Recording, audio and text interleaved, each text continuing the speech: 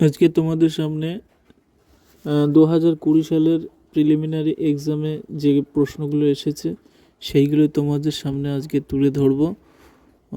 তোমরা চ্যানেলে যদি নতুন হয়ে থাকো তো চ্যানেলটাকে সাবস্ক্রাইব করে রেখে পাশে থাকা বেল আইকনটি প্রেস করে চ্যানেলের সদস্য হয়ে থাকো, কারণ পরবর্তী ভিডিও যখন আপলোড করব তখন পরবর্তী ভিডিওগুলো সঙ্গে সঙ্গে তোমাদের মোবাইলে আপডেট হয়ে চলে আসবে, নোটিফিকেশান পেয়ে যাবে। তো চলো বেশি কথা না বাড়িয়ে শুরু করছি আজকের টপিক। 2020 সালের WBCS প্রিলিমিনারি এক্সাম যেগুলো এসেছে সেইগুলো তোমাদের সামনে আজকে তুলে ধরছি, দেখতে থাকো। প্রথম কোশ্চেনটা কি বলেছে দেখো, ইউজ দ্য রাইট প্রিপোজিশন। কি লেখা আছে, he deals dash cosmetic goods.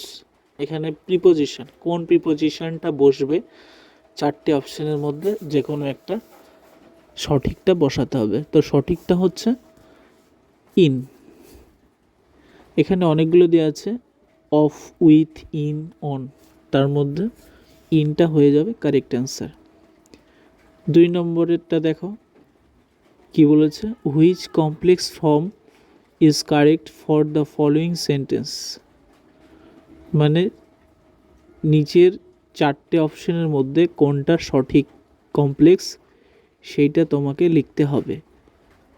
দেখো দেওয়া আছে এ নম্বরেরটা, when Christmas celebrations occur everyone is happy. ঠিক আছে। বি নম্বরটা কী দেওয়া আছে, during Christmas celebration everyone is happy. C নম্বরটা, everyone during Christmas celebration is happy. D নম্বর, happy is everyone when Christmas celebration অকার।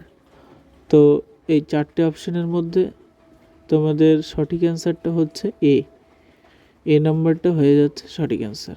3 নম্বরটা কি বলেছে, সিলেক্ট দ্য কারেক্ট অপশান, মানে যেটা সঠিক সেটা তোমাকে বসাতে হবে। 3 নম্বরটা দেখো কি বলছে, I need a dash note. ড্যাশে কী হবে, I need a 500 rupees note. ঠিক আছে। তারপরে দেখো 4 নম্বরেটা কি বলছে, it is 9 o'clock in Darjeeling in the morning and dash. সঠিক অ্যান্সারটা হয়ে যাচ্ছে বি দাগের, ইট ইজ স্নোয়িং।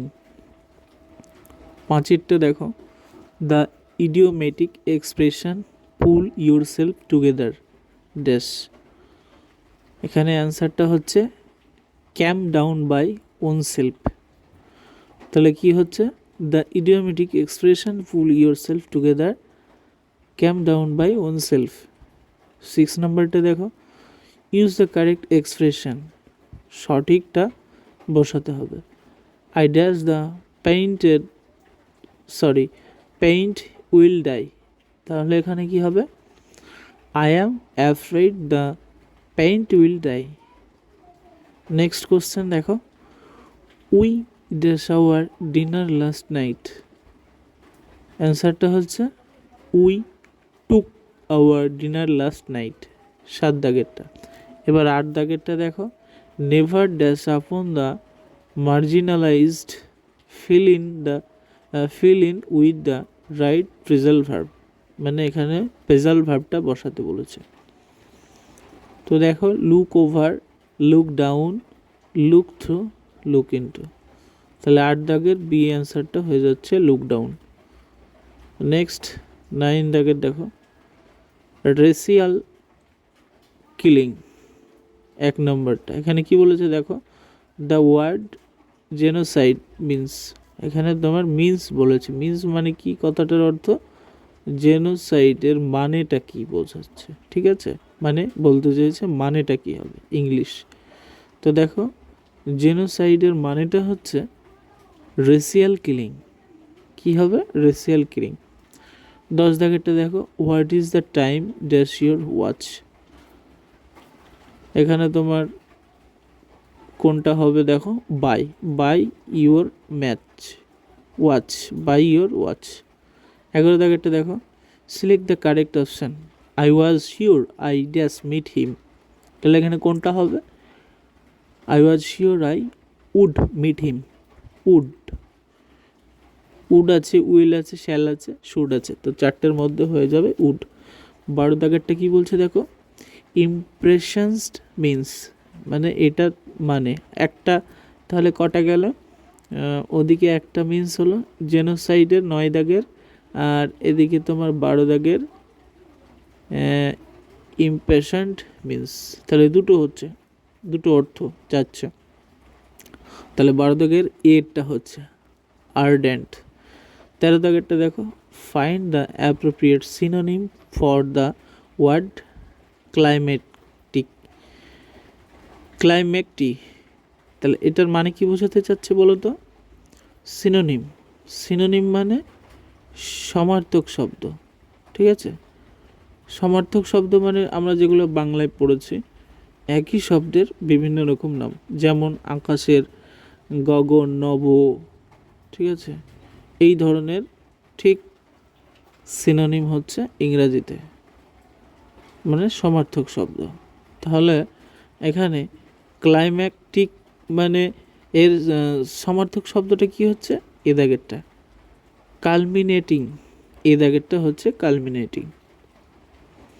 তারপরে দেখো 14 দাগেরটা, choose the correct indirect sentence statement. Indirect মানে যেটা এলোমেলো, সঠিক নয়।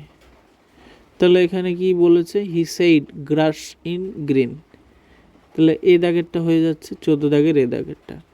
হি told that grass is green, সেইডের জায়গায় কি হচ্ছে? টোল্ড, আর ওখানে হ্যাসে, ওখানে ফাঁকা আছে না, সেইডের পরে ফাঁকাটা দ্যাট হবে, তাহলে জাস্ট টোল্ড আর দ্যাটটা বসে যাচ্ছে, তাছাড়া একই থাকছে, ঠিক আছে?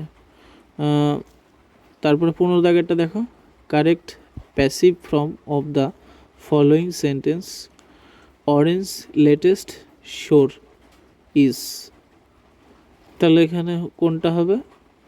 প্যাসিভ ফর্মে বলেছে, ঠিক আছে? তাহলে এখানে হবে orange is sour when tasted. C দাগেরটা 15 কি হবে? সি দাগেরটা orange is sour when tasted. তারপরে 16 দাগেরটা দেখো, babies dash when they are hungry, তাহলে ড্যাশে কি হয়ে যাচ্ছে? বেবিরা সাধারণত কি করে বলো তো? খিদের জ্বালায় কান্না করে, তাই না?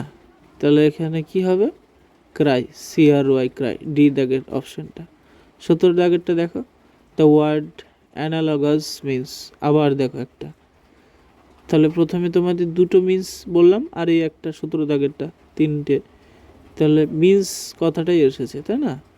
তো এবার 2021 সালে যে প্রিলিমিনারি এক্সামটা হলো তার প্রশ্নেতে দেওয়া ছিল দুটো মিন্স এসেছিল, দুটো, তো খুবই ইম্পর্টেন্ট, প্রত্যেকটা বছরেই কিন্তু মিন্স আসছে, তো মিন্সগুলো ভালো করে পড়বে, ঠিক আছে?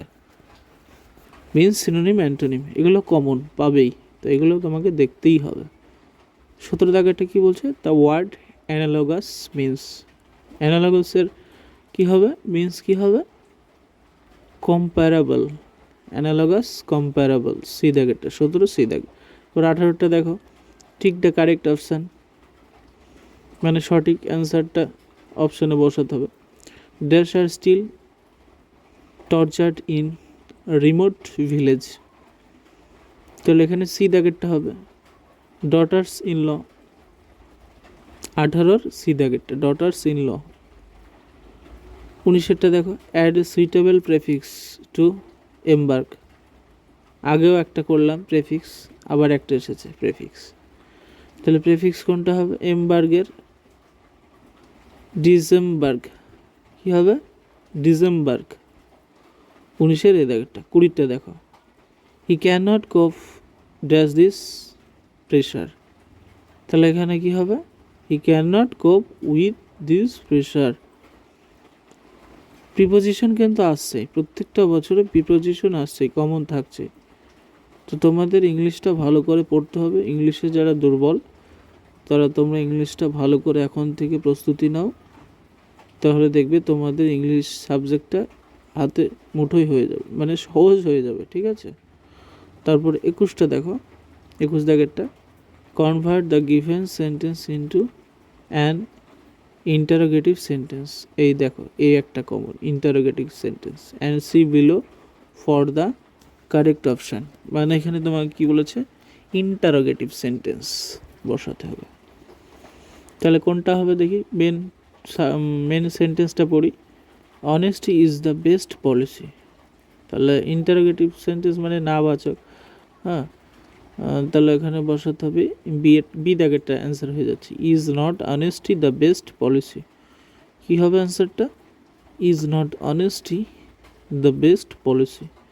22 দাগেরটা দেখো, the correct antonym of lecherous is.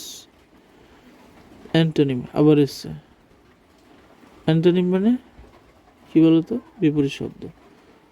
তাহলে লেকচারাসের কী হবে, লেকচারাসের হয়ে যাবে ডি দাগেরটা, চেস্ট। 23 দাগেরটা দেখো, use the appropriate preposition in the sentence. আবার প্রিপোজিশন এসছে, দেখেছো, তাহলে খুবই কমন আসছে বারবার। তাহলে তোমাদেরকে আগেও বলেছি, সিনোনিম, অ্যান্টোনিম, প্রিপোজিশন এগুলো কমন, আর মিন্স আসবেই,